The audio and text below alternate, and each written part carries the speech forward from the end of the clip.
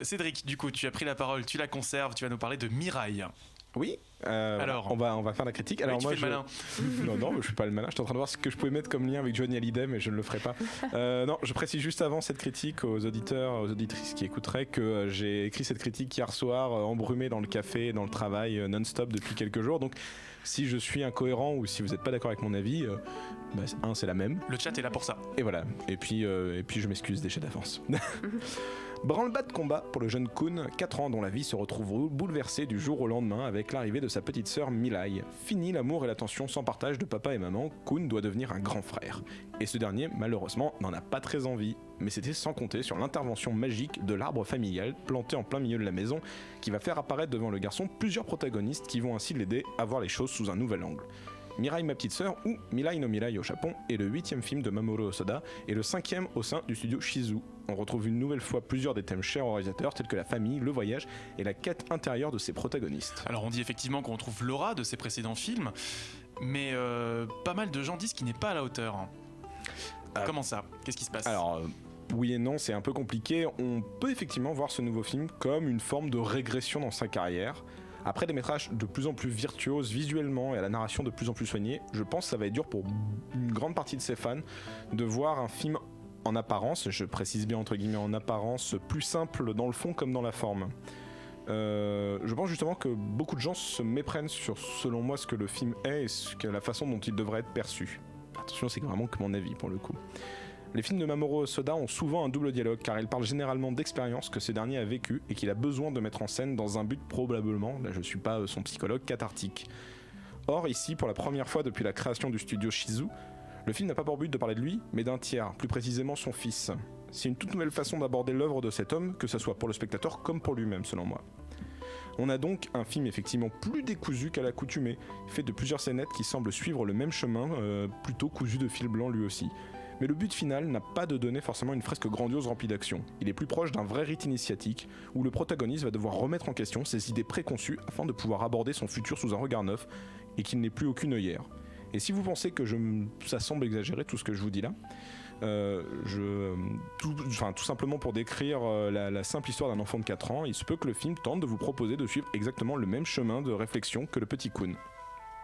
En effet, si on s'intéresse aux différentes apparitions de l'enfant, on remarquera un certain dialogue méta entre le réalisateur et le public. Je vous avais dit que la fatigue et le café ne faisaient pas bon ménage chez moi. Que ce soit un chien anthropomorphe ou une lycéenne qui voyage dans le temps, les références aux précédentes œuvres de Hosoda traversent la vie de Kun afin de l'aider à grandir. À la star des spectateurs, ça, je vous en laisse seul juge. Alors on connaît Hosoda pour la qualité de ses productions sur le plan technique. Est-ce qu'il profite de cette nouvelle histoire pour tenter des nouvelles choses ou est-ce qu'il campe un peu sur ses acquis ? Alors oui, on est peut-être vous êtes vraiment peut-être pas convaincu par mes analyses un peu fumeuses. Et je peux quand même vous dire que le film possède l'une des plus belles DA que j'ai vues ces dernières années. Non pas forcément par son originalité, même si la scène finale apporte son lot de surprises, mais plutôt par son incroyable représentation du réel. Le dessin a beau garder le style tout en rondeur des présentes œuvres de Hosoda, il ne tente pas moins pour autant de transfigurer chaque action de notre quotidien afin d'en donner une certaine universalité de la cellule familiale. Et même si l'effort était déjà présent sur Ame et Yuki, ici s'ajoute une nouvelle couche sur l'animation d'enfants en bas âge qui dépasse encore une fois toutes les espérances. En conclusion, pour moi, nous avons ici l'un des films les plus intimes de Mamoru Hosoda qui livre ici une vraie déclaration d'amour à ses enfants et nous prouve une nouvelle fois que le cinéma est un art qui évolue en permanence. Et si je rajoute en point final que le doublage japonais est parfait, notamment grâce à la voix du papa incarné par Oshinogen, un énorme chanteur populaire que j'aime d'amour, mais que demande le peuple ? Très bien, très bien. Bah écoute, merci. Je crois que c'était toi, tu as beaucoup de choses à dire. Alors, je suis pas aussi enthousiaste que Cédric sur le film. Après, j'appuierai surtout sur le point graphique où effectivement on n'est pas du tout d'accord tous les deux sur les foules en 3D. Voilà, je suis un personnage d'Hosoda.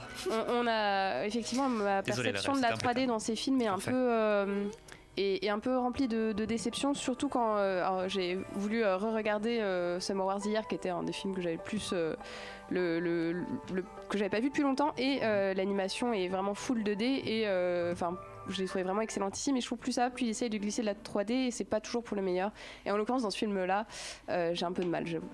Alors moi, quand je parle de direction artistique, attention, je parle pas forcément d'une excellence, c'est-à-dire que tout est bien ficelé. Moi, je suis pour le fait de vouloir évoluer dans quelque chose, c'est-à-dire que le fait qu'ils se mettent à la 3D, que les Japonais se mettent à la 3D, moi ça me pose pas de problème.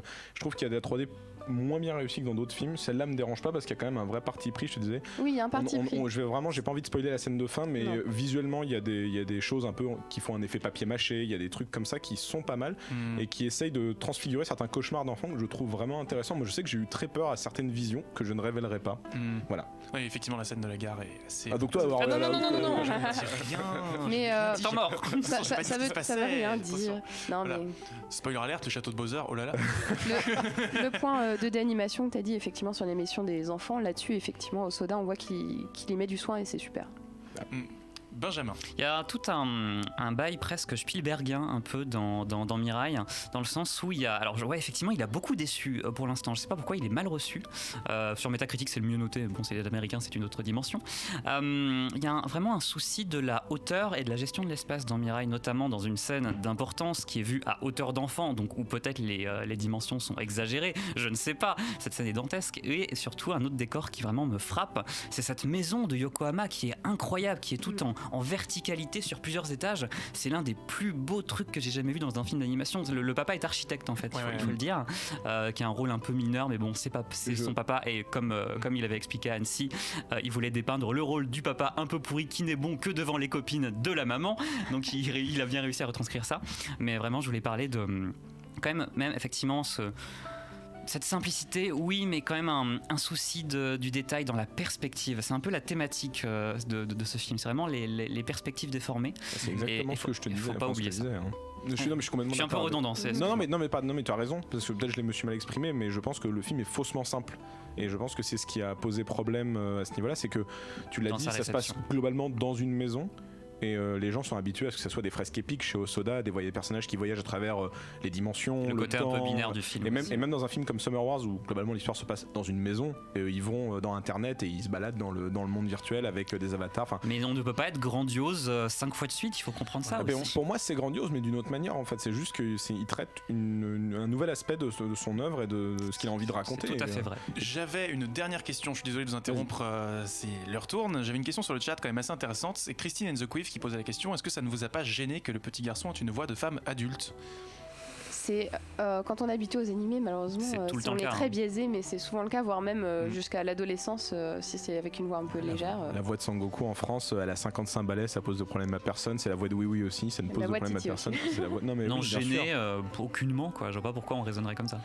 Très bien. Bah écoutez, c'était ta réponse, Christine. J'espère qu'elle te satisfait. Désolé. Et alors moi, je finis juste sur un truc très vite. Et c'est Grégoire qui en parlait dans sa critique quand on parlait de labourer les champs. Moi, j'aime.